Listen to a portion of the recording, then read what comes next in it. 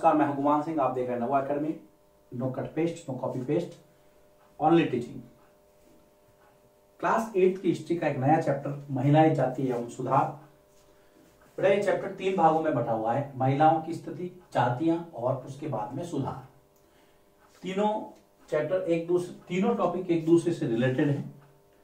Then थोड़ा सा part बड़ा है लेकिन बहुत अच्छा है, जानकारी से बहुत भरा हुआ है। हमारी जो विचार शक्ति है उसको नई धार देगा, नई दिशा देगा। हम समाज के बारे में सोचने को थोड़ा और आगे बढ़ेंगे। तो देखिए, ये जो शुरू हो रहा है, सबसे पहले महिलाओं वाला टॉपिक शुरू हो रहा है और उसमें भी कि 200 वर्ष पूर्व महिलाओं की स्थिति क्या थी। तो जो चैप्टर शुरू हो रहा है वो हो रहा है बेटा 200 वर्षों के पहले या 200 वर्ष पूर्व जो महिलाओं की स्थिति अगर आपको बयां करनी पड़े तो आप कैसे करेंगे। आज तो आप बता देंगे कि महिलाएं स्वतंत्र हैं, हर क्षेत्र में वो आगे बढ़ रही हैं, अपने विचार अभिव्यक्ति आराम से बयां कर सकती है। लेकिन 200 सालों के पहले तो कुछ हिंट्स हैं। जैसे सबसे पहला था बाल विवाह, या कम उम्र में शादी हो जाती थी महिलाओं की। सबसे पहले कम उम्र में शादी, उसके बाद में पुरुष एक से ज्यादा विवाह कर सकता था, तो बहुत सारी पत्नियां रखता था वो। तो समाज का एक और जो पक्ष था वो था बहुपत्नी प्रथा। तो कहीं ना कहीं जो महिला का हक है वो मारा जाता था और वही संगतियां धीरे धीरे पैदा होती थी। तीसरा, अगर कोई स्त्री कम उम्र में विधवा हो जाती थी तो उसका विधवा विवाह पर रोक लगी हुई थी, प्राय दूसरी शादी नहीं होती थी। महिलाओं को शिक्षा का अधिकार नहीं था, शिक्षा ग्रहण नहीं करती थी, कहीं करती थी तो चोरी छुपे करती थी, शिक्षा का अधिकार नहीं। और एक भ्रांति थी क्या कि यदि लड़की पढ़ेगी तो वह विधवा हो जाएगी। तो ये इस तरह से जो भ्रांतियां और जो बुराइयां समाज में फैली हुई थी महिलाओं को लेकर के 4 बिंदुओं में हमने इसको समेटा है। अगर आपको कोई पूछे कि 200 वर्षों के पहले महिलाओं की स्थिति पर अपने विचार लिखिए या फैक्ट्स बताइए, तो आपको ये बताना है। क्या? कम उम्र में शादी हो जाती थी, बहुपत्नी प्रथा थी, एक व्यक्ति एक से ज्यादा पत्नियां रख सकता था, विधवा को शादी का अधिकार नहीं था, शिक्षा पे उसका कोई अधिकार नहीं था, ये भ्रांति थी कि यदि लड़की पढ़ेगी तो वो विधवा हो जाएगी। इसके अलावा एक बहुत ही अमानवीय प्रथा थी सती प्रथा। सती प्रथा, यदि किसी स्त्री का पति मर जाता तो स्त्री को पुरुष की चिता के साथ जिंदा जलाया जाता था, जिंदा जला दिया जाता था। तो ये थी सती प्रथा। बहुत ही अमानवीय घटना थी। यदि कोई स्त्री, इसका पति मर जाता था तो वो कहते थे कि अब आपको अपने पति के पीछे सती होना है। मतलब आदमी तो मर गया, अब आपको जिंदा उसके साथ जलना है। उसको सती का मतलब चरित्रवान बता करके उसको महिमा मंडित करते थे ढोल नगाड़ों के साथ में। बहुत अमानवीय प्रथा थी, बाद में बंद कर दी गई। देखिए कैसे बंद की गई है ना, वो अभी हम समझेंगे। तो ये 200 साल पहले की कुछ है, 4 बिंदु थे। फिर उसके बाद में सती प्रथा का अगर आपको पूछे तो आपको सीधा सीधा लिखना है। चिता का मतलब होता है शव को जब हम जलाते हैं तो वो जो अग्नि होती है उसको चिता कहते हैं। जब शव जलता है ना, वो चिता है, शमशान के अंदर होती है वो चिता है। तो ये चीजें थी बेटा। उसके बाद में जब इतनी सारी बातें थी, उस समय कौन थे वो लोग जो आगे आए, जिन्होंने इनके लिए लड़ाइयां लड़ी। परिवर्तन की दिशा में उठते कदम, जो अगला टॉपिक है चैप्टर का, वो है परिवर्तन। चेंजेज हुए, परिवर्तन की दिशा में उठते कदम, कैसे कदम उठे, किसने उठाए, कैसे चेंजेस हुए। जब इस तरह से हम देखेंगे कि एक तरह से पूरा अंधकार था, उस समय किसने लो जलाई, जागृति की। तो बहुत सारे काम थे, जैसे पत्र पत्रिका, अखबार और पुस्तकें छपने लगी थी। परिवर्तन कैसे हुआ? पत्र पत्रिकाएं, अखबार तथा पुस्तकों का छपना, लोगों ने उनको ज्यादा पढ़ा, प्रिंटिंग हुई, एक किताब की बहुत ज्यादा प्रिंटिंग हुई, लोगों में जागृति आई, अखबार निकले, अखबार पत्रिकाएं छपी, नई नई चीजें लोगों को पढ़ने को मिली, बहुत सारा साहित्य का आदान प्रदान हुआ, लोग चर्चा करते थे, है ना। लोगों द्वारा सामाजिक मुद्दों पर चर्चा की जाने लगी। लोगों द्वारा सामाजिक मुद्दों पर चर्चा की जाने लगी। अब लोग सामाजिक मुद्दों के बारे में बोलने लगे। और क्या? और समाज सुधारकों ने योगदान दिया। इसके अंदर समाज सुधारकों का योगदान सबसे इंपॉर्टेंट था। समाज को सुधार करने वाले, समाज में सुधार की गुंजाइश रखने वाले, ये चेतना देने वाले समाज को समाज सुधारकों का योगदान, समाज सुधारकों ने योगदान दिया। अब देखिए समाज सुधारकों ने क्या योगदान था, कौन थे वो लोग। तो सबसे पहला जो नाम आता है वो आता है राजा राम मोहन राय। अब हम देखते हैं राजा राम मोहन राय कार्य, इसका जो जीवन काल है वो है 1772 से 1833। जन्म हुआ इनका राधानगर, हुगली जिला, राधानगर बंगाल में, और मृत्यु हुई ब्रिस्टल इंग्लैंड में, राजा राम मोहन राय की। अब इनको उपाधि दी थी कि राजा की, या राजा जी भी कहते थे। मुगल सम्राट अकबर द्वितीय ने इनको राजा जी की उपाधि दी थी। राजा जी या राजा इनको किसने कहा था? मुगल सम्राट अकबर द्वितीय ने, प्रथम नहीं, मुगल सम्राट अकबर द्वितीय, जिनकी पेंशन बढ़ाने के लिए इंग्लैंड गए थे। मुगल सम्राट अकबर द्वितीय ने इनको राजा जी कहा था। और आधुनिक भारत के पहले अग्रदूत कह सकते हैं इनको, सबसे आगे रहने वाले वो हम समझते हैं। अब राजा राम मोहन राय के बारे में और जानते हैं, लेकिन इसके पहले परिवर्तन कैसे शुरू हुआ? पत्र पत्रिकाओं से, पुस्तकों से, लोगों की चर्चाओं से और समाज सुधारकों से। सबसे पहला जो हम ले रहे हैं नाम, वहां पर राजा राम मोहन राय, 1772 से 1833, जन्म बंगाल के अंदर, मृत्यु ब्रिस्टल इंग्लैंड में।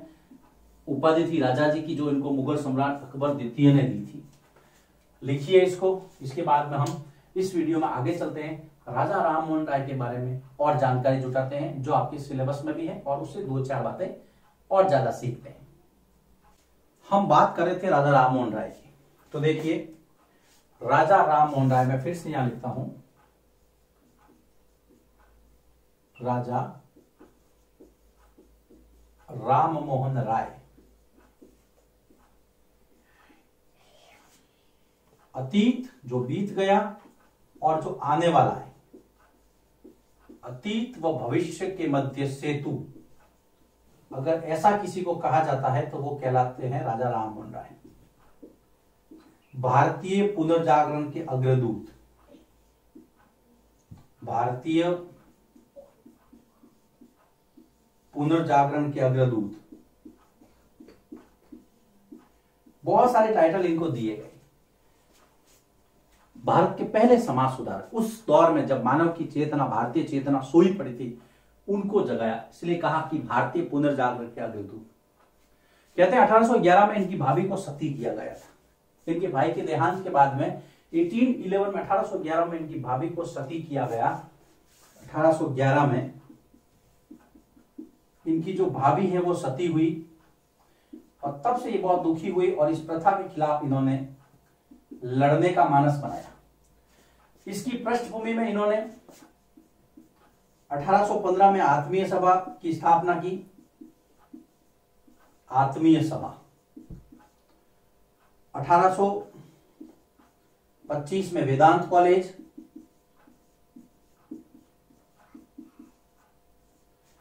इन्होंने संवाद कौमुदी और मिरातुल अखबार दो समाचार पत्र निकाले। संवाद कौमुदी बंगला में था और मिरातुल अखबार था फारसी में। मिरातुल अखबार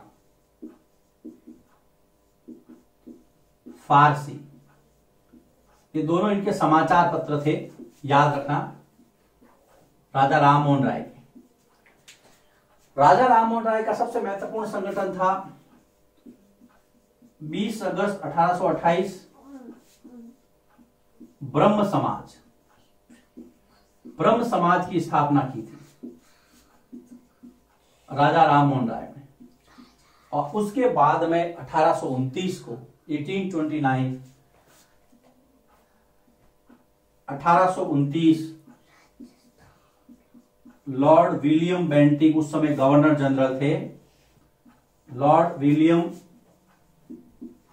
बेंटिक के साथ मिलकर सती प्रथा पर रोक लगवाई। सबसे इंपॉर्टेंट काम था इनका, सती प्रथा पर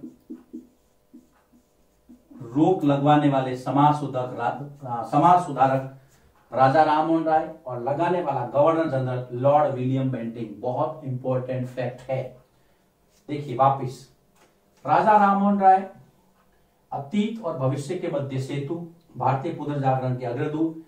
1811 में इनकी भाभी सती हुई तो सती प्रथा के खिलाफ इनका मन जो है वो जाग उठा। उन्होंने कहा कि अब कैसे भी इस प्रथा को समाप्त करना है। 1815 में आत्मीय सभा की स्थापना की। 25 में वेदांत कॉलेज, दो समाचार पत्र थे, संवाद कौमुदी, मिरातुल अखबार, और 20 अगस्त 1828 को उन्होंने ब्रह्म समाज की स्थापना की। बहुत इंपॉर्टेंट फैक्ट, हालांकि सारे इंपॉर्टेंट। देखिए जब ये टॉपिक पढ़ाते हैं ना तो खुद को रोकना पड़ता है, सिलेबस को ध्यान में रखते हुए और टाइम और जो आपका 8th क्लास का जो लेवल है उसके हिसाब से बहुत कोशिश करनी पड़ती है खुद को रोकना, नहीं तो हम फिर एक ही टॉपिक को इतना लंबा कर देते हैं कि फिर सिलेबस उसका ध्यान भी रखना पड़ता है। तो जो मुख्य बातें हैं उससे 2-3 बातें मैं ज्यादा बता रहा हूं। 1829 में लॉर्ड विलियम बेंटिक के साथ मिलकर के सती प्रथा पर रोक लगवाई राजा राममोहन राय ने। ये राजा जी के बारे में आपको पता रखना है ये चीजें। राजा राममोहन राय जब भी किसी प्रथा के खिलाफ लड़ते तो वो क्या करते, प्राचीन ग्रंथों का हवाला देते और उनको बताते कि देखो हमारे ग्रंथ में भी कहीं यह नहीं लिखा हुआ है। उन्होंने बहुत सारी भाषाएं समझी पढ़ी, वो बहुत सारी भाषाओं के जानकार थे। राजा राममोहन राय महिलाओं की समानता व स्वतंत्रता के पक्षधर थे। राजा राममोहन राय महिलाओं की समानता व स्वतंत्रता के पक्षधर और सती प्रथा के खिलाफ तो इन्होंने खुलकर आवाज उठाई। सती प्रथा के खिलाफ खुलकर सामने आए और जब भी किसी सामाजिक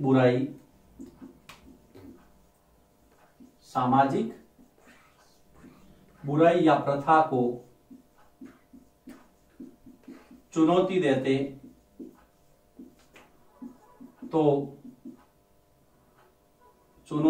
मतलब उसका विरोध करते तो प्राचीन ग्रंथों का सहारा लेते। प्राचीन ग्रंथों का सहारा लेकर उदाहरण देते कि देखो हमारे ग्रंथों में कभी ऐसा नहीं लिखा हुआ है कि किसी को सती करो, तो आप ऐसा क्यों कर रहे हैं। लोगों को इस टेक्निक से समझाते उनको, ये तकनीक इस्तेमाल करते हैं जिससे लोग कह दो अभी, क्योंकि देखिए कोई भी प्रथा हो, समाज को समझाना एक बहुत बड़ा चैलेंज होता है। प्रथा अच्छा है बुरी है वो एक बाद में, पहले लोग आपको पीटने के लिए दौड़ेंगे, और राजा राममोहन राय के साथ भी कई बार ऐसा हुआ। 1833 में अकबर द्वितीय, उस समय तत्कालीन मुगल सम्राट, उन्होंने अपनी पेंशन बढ़ाने के लिए इनको इंग्लैंड भेजा। और वहां पर इनकी मृत्यु हो गई। 1833 में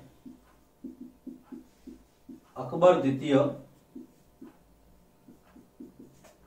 की पेंशन के मामले में ये ब्रिस्टल इंग्लैंड गए। पेंशन के मामले में कहां गए? इंग्लैंड गए, जहां पर ब्रिस्टल इंग्लैंड में इनकी मृत्यु हो गई। ब्रिस्टल में, याद रखना, राधानगर में जन्मे और ब्रिस्टल में इनकी मृत्यु हो गई। ब्रिस्टल इंग्लैंड में है। ये है राजा राममोहन राय। तो आपको इनके जीवन से संबंधित कुछ फैक्ट्स, ब्रह्म समाज, सती प्रथा पर रोक, मिरातुल अखबार, संवाद कौमुदी, आत्मीय सभा और वेदांत कॉलेज।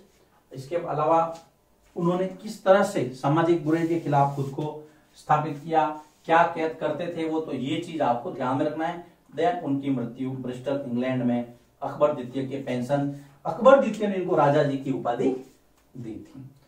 तो ये बातें आपको पता रखना। यहां पर इस चैप्टर का पहला वीडियो समाप्त होता है। अब दूसरे वीडियो में हम आगे बढ़ते हैं। महिलाओं के लिए जो विधवा पुनर्विवाह है वो गिफ्ट कौन लेकर के आया था।